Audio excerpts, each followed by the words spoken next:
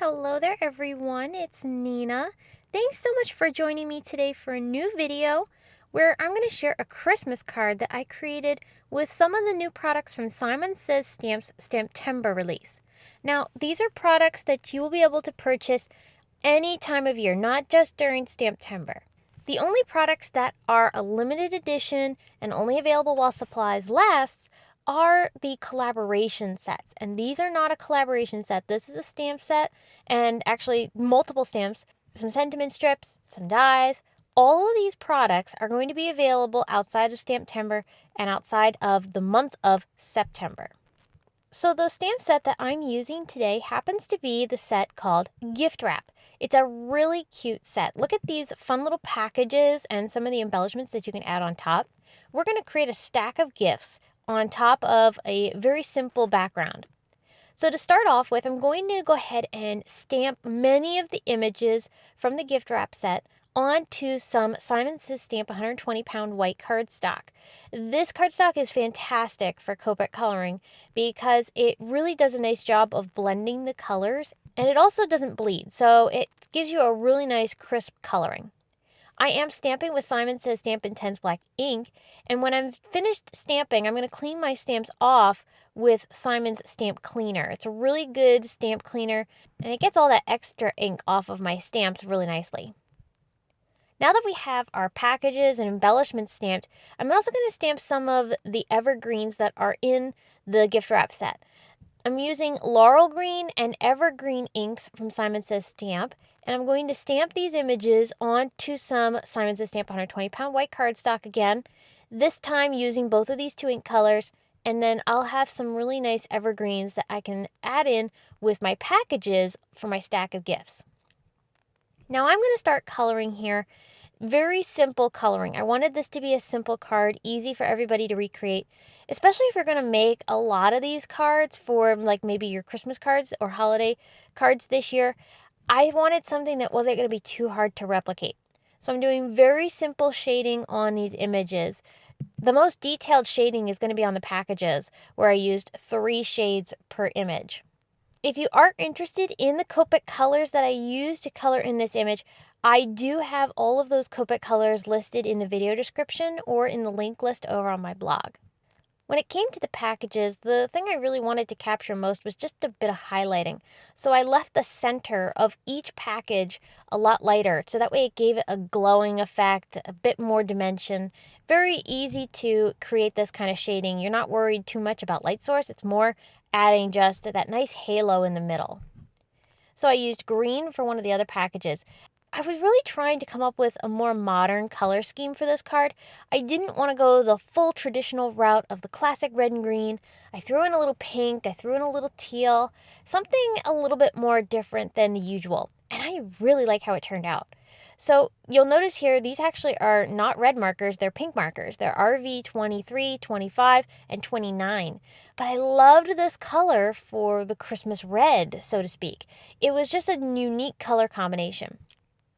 So once I had all the coloring finished, I'm going to pull out the coordinating dies. I love dies for sets like this, so that way I can layer things together and create some dimensional cards. And that's one of the things I really wanted to focus on in today's project, is showing you how to add dimension without bulk. Because we're going to be mailing these Christmas cards. And so I want something that's not going to be bulky. I'll talk about that in a few minutes.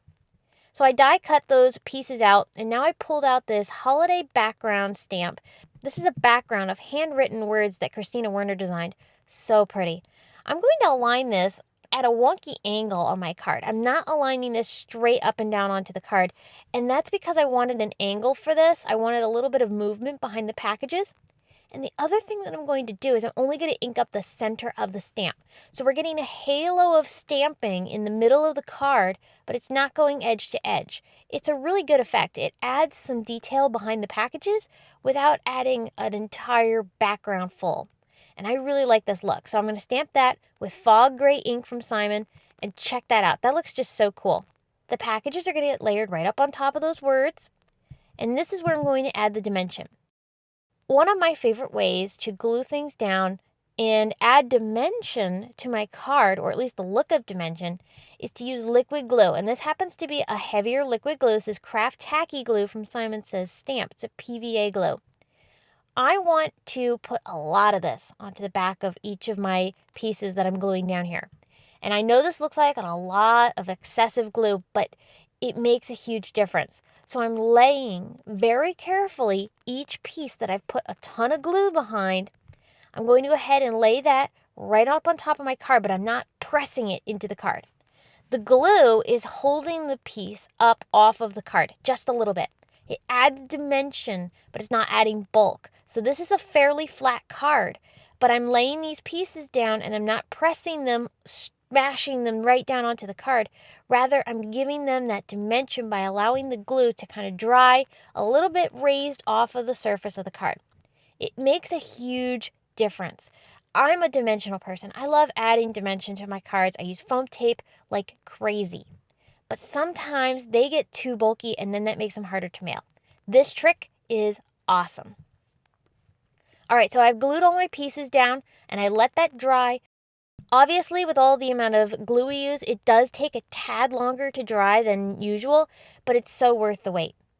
I'm taking one of the sentiment strips from Simon's new STAMPtember release. This is a Christmas pack, and I'm using the white set and I'm coloring it with the pink marker that I used for the lightest shade of my poinsettias on my packages. This is going to create a really nice color, and it pairs up really nicely with the colors in our card. Very modern, very Christmassy, but modern. So I'm going to trim this sentiment down to be the size that I want. And I also use that same marker to color the edges of the cardstock, so that way it looks like it was actually stamped onto some colored cardstock. It's a great trick. I love these sentiment strips, and being able to customize them with Copic markers. Because they're printed with toner ink, the ink won't bleed when you color over top of it. So it's a really versatile set to be able to have these sentiment strips. I'm going to go ahead and pop that greeting up off of my card using some foam tape. This makes it slightly more dimensional than the packages, and it's one layer of foam tape only across this whole entire card. So this is a very low bulk card. So I needed to add just a few more embellishments because that's the way I am. I'm going to use some vintage Nuvo drops. These are white, and I'm going to drop just a few of these around the packages. It kind of reminds me of snow in a way, and I really like how this added just a little bit of holiday embellishment to this card. And then finally, because you can't have a Christmas card without a bit of sparkle, I pulled out a Tonic Studios Aqua Shimmer pen, and I'm covering over just certain areas of the packages and the embellishments to add a little bit of sparkle and shine. So here is my no bulk Christmas card. Easy to mail, fun to create, and I just love how this card turned out. I hope you were inspired by it and that you will try out this technique of using liquid glue to create a dimensional effect. The products that I used here from the Simon Says STAMPtember release are so much fun to create with. They paired up so well together. So I hope you'll check them out. If there's anything that is not in stock, this STAMPtember release has been so popular of late.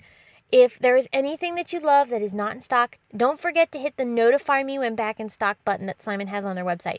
It's a great feature. I use it all the time because I always see stuff and then I never buy it in time. So when I hit that notify me, they will send an email as soon as that product is back in stock. And I love that because then it reminds me later when I've forgotten that I really, really wanted that set or that paper or whatever it was.